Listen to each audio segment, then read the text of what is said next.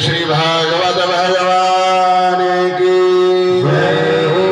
बोले श्री व्यास महाराज की जय हो। बोले श्री सुखदेव जी महाराज की जय हो। गुरुर् ब्रह्मा गुरुर्विष्णु गुरुर्देव महेश्वरः गुरु साक्षात् परं ब्रह्म तस्मै श्री गुरुवे नमः। गजाननं भूतगणाधिसेवितं कपितजम्बूफलचारुभक्षणम् उमासुतं सुकविनाशकारकम्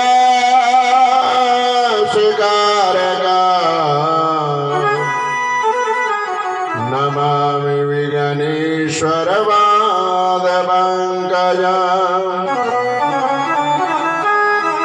दीप्तिद्वयं च सरस्वतीः ब्रह्मपत्नी च धयतमीः देहि मम च बुद्धियतः सरस्वती नमो नमः। देहि मम च ज्ञानवैराग्यं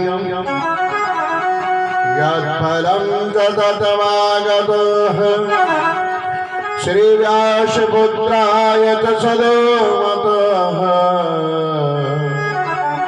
श्री सुखदेवाय नमो नमः। बोली श्री वृंदावन बिहारी लाल की जय हो। बोली श्री भागवत भगवान की जय हो। तो कल की कथा में आपने ध्रुव जी का चरित्र सुना कि ध्रुव जी ने किस प्रकार से भगवान के भजन की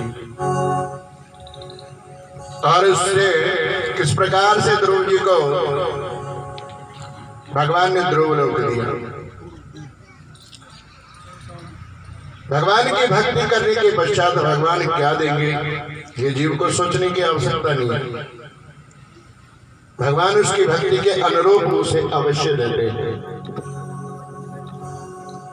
और इसीलिए सभी संत लोग कहते हैं कि भक्ति करके और भगवान उस भक्ति को सार्थक अवश्य करते हैं। और वाकई बाद में भगवान ने ध्रुव वंश वर्णन बताया, राजा अंगी का चरित्र बताया। मैत्री ऋषि ने कहा कि विदुर महाराज जो ध्रुव के वन चले जाने पर क्यों उनके पुत्र उत्कल ने अपने पिता के सर्वभौम वैभव और राज सिंहासन को अस्वीकार कर दिया।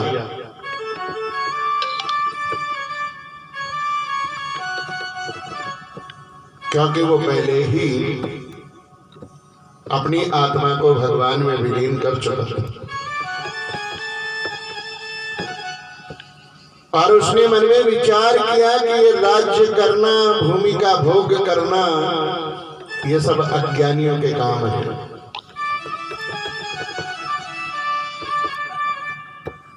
भगवान के भजन करना इस मनुष्य जन्म का कर्म है। और जब बड़े बूढ़े मंत्रियों ने उसे मूर्ख और पागल समझ करके उसके छोटे भाई रविपुत्र वत्सर को राजा बनाया, तो वत्सर की प्रियसी भार्या स्वार्थ के गर्भ से पुक्षण निगम केत ईश उर्ज और वसु और जय नाम के 6 पुत्र हुए।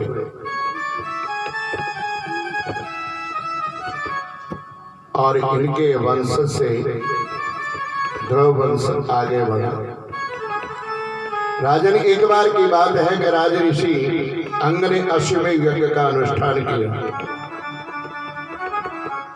और उसमें वेदवादी ब्राह्मणों को पूजन करके और निमंत्रण दिया गया। ससम्मान उनको बुलाया गया और ब्राह्मणों के आह्वान करने पर देवता लोग अपना अपना भाग लेने के लिए आए भी गए। जब वहां पर यज्ञ प्रारंभ हुआ तो देवता वहां पर एक भी नहीं आए। हे राजन, जब यजमान अंग से कहा कि राजन हम आहुति के रूप में आपको घृत आदि पदार्थ, हवन सामग्री, ये सब लोग स्वीकार नहीं करते हैं देवता।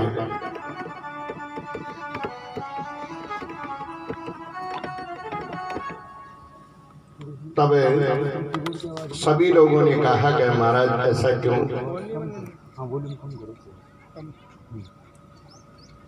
तब अंग ने कहा कि महाराज मेरा इस जन्म में तो तनिक अपराध नहीं है। हाँ, पूर्व जन्म में एक अपराध अवश्य हुआ था जिसके कारण आप ऐसे सर्वगुण संपन्न होने पर भी पुत्र हुए, और इसीलिए पहले आप सुपुत्र प्राप्त करने का कोई उपाय कीजिए, तब जाकर के ये देवता लोग आपकी आहुति लेंगे।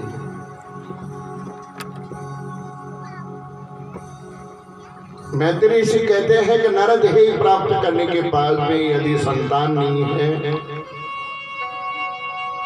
तो भी उसके अन्न को जल को देवता लोग ग्रहण नहीं करते, और संतान है और दीक्षित नहीं है, गुरु दीक्षा नहीं ले रखी है, तो भी देवता लोग उसके अन्न और जल को ग्रहण नहीं करते हैं। इसलिए राजा से जब कहा गया कि महाराज आपके कोई संतान नहीं है, इसीलिए ये देवता लोग आपके अन्न और जल को नहीं ले रहे हैं, तो राजा अंग को पुत्र प्राप्ति के लिए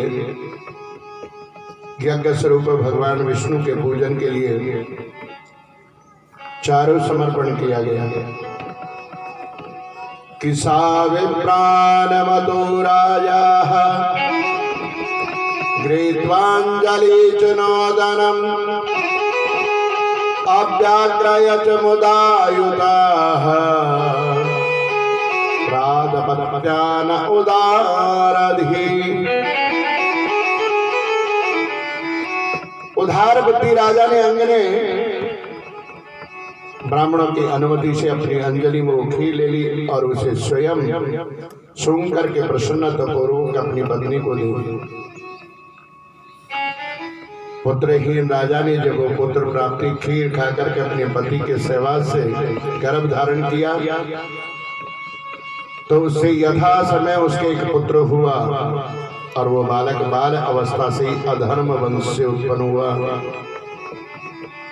अपने नाना मृत्यु का अनुयायी था,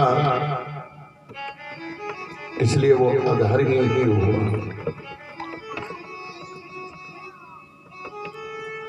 राजा वो दुष्ट बालक धनुष बाण चढ़ा करके वन में जाता और अनेक प्रकार के व्याघ्रों के समान बेचारे भोले वाले हिरणों की हत्या करता,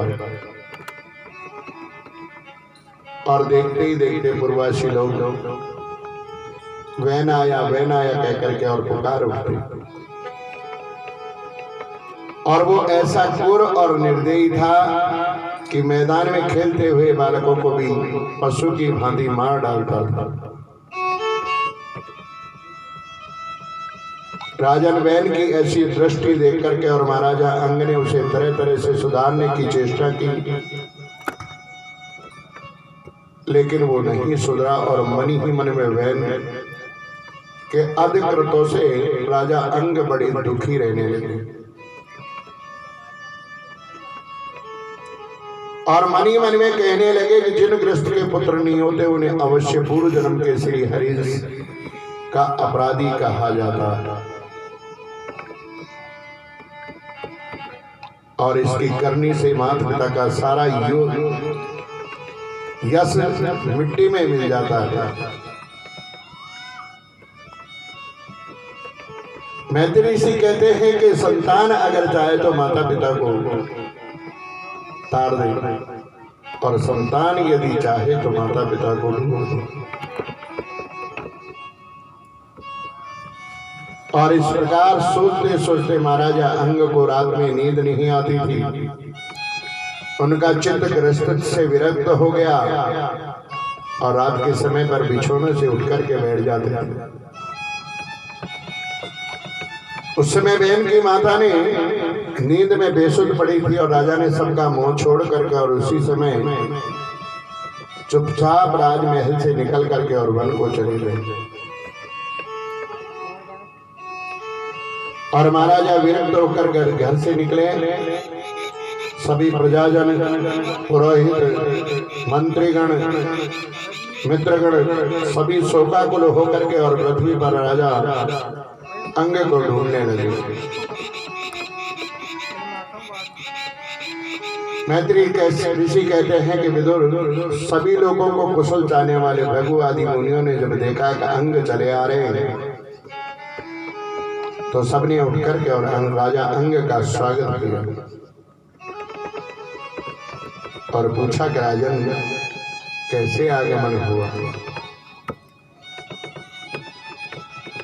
तो राजा अंग ने वैन के मुखमंडल पर अत्याचार को देखा और वो सारा वृत्तांत बताया।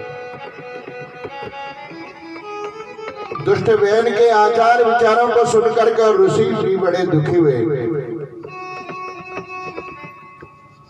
और ऋषियों ने राजा वैन से कहा कि राजन, जैसे शाम को दूध पिलाने के बाद में उससे उपेक्षा नहीं की जाती कि वो नहीं काटेगा,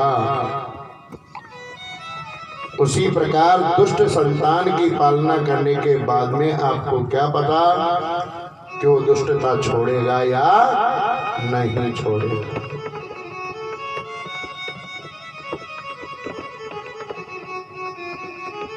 मुनियों ने कहा कि राजन, हम आपसे जो भगवत भक्ति के ध्यान का जो कहते हैं और वो सुन करके और भगवान में विरक्त ध्यान लगाऊंगा। और उसके बाद महाराजा पृथु का राजाभिषेक भगवान विष्णु के विश्व कल्पानी कला से प्रकट हुए ये स्त्री उन परम पुरुष की अपायनी और उन्हीं के यहाँ पर राजा पृथु का जन्म हुआ। वेदवादी ब्राह्मणों ने पृथु के अभिषेक का आयोजन किया और राजा पृथु ने बहुत समय पर इस भूमंडल पर राज किया। और उसके बाद महाराजा पृथु एक बार पृथ्वी पर कपित हुए। बहुत दिनों तक पृथ्वी पर जल नहीं बरसा और उससे अन्न उत्पन्न नहीं हुआ। तो पृथ्वी पर कुपित हुए तो पृथ्वी ने प्रकट होकर के और साक्षात परम पुरुष भगवान नारायण स्वरूप पृथ्वी की स्तुति की। उसके बाद में पृथ्वी जी ने पृथ्वी का दोहन किया। राजन महाराजा पृथ्वी के 100 अश्वमेध यज्ञ किए और उन अश्वमेध यज्ञ में साक्षात परमेश्वर ब्रह्मा विष्णु रुद्र सभी लोग पधारे और उनके दर्शन करके पृथु कृतार्थ हुआ। और उसी कारण महाराजा पृथु की यज्ञशाला में भगवान विष्णु वहां पर पहुंचे। महाराजा पृथु भगवान विष्णु को देख करके और बड़े प्रसन्न हुए। और उसके बाद भगवान विष्णु के उपदेश के अनुसार महाराजा पृथु ने अपनी प्रजा को उपदेश दिया और समस्त प्रजा को बताया कि ये संसार जो है ये असत्य है और भगवत भक्ति वो है सत्य है। उसके बाद महाराजा पृथु को सनकादिक ऋषियों ने उपदेश दिया कि राजन, ये योग दुर्लभ जो माया है, इस माया को यदि जीव धारण करता है तो वो कदापि अपने आप को नहीं बचा पाता है। इसलिए जीव को चाहिए कि इस माया से मुक्ति पाकर के परम पद प्राप्ति की चेष्टा करेगा। और उसके बाद महाराजा पृथु ने तपस्या की और पृथु को परम लोक की प्राप्ति हुई। मैत्री ऋषि कहते हैं कि जिस समय पर भगवान की स्तुति करते थे पृथु, उस समय पर संसार को भूल जाते थे। और भक्ति का प्रादुर्भाव ऐसा ही होना चाहिए। उसके बाद प्रेषिताओं को भगवान रुद्र का उपदेश। विदुर जी ने पूछा कि महाराजा मार्ग में प्रेषिताओं को भगवान शंकर मिले, किस प्रकार उनका समागम हुआ और कैसे प्रसन्न होकर के भगवान शिव ने उन्हें उपदेश किया। तो मैत्री ऋषि ने कहा कि साधु स्वभाव वाले प्रेषितागण पिता की आज्ञा सिरोधार्य करके और तपस्या में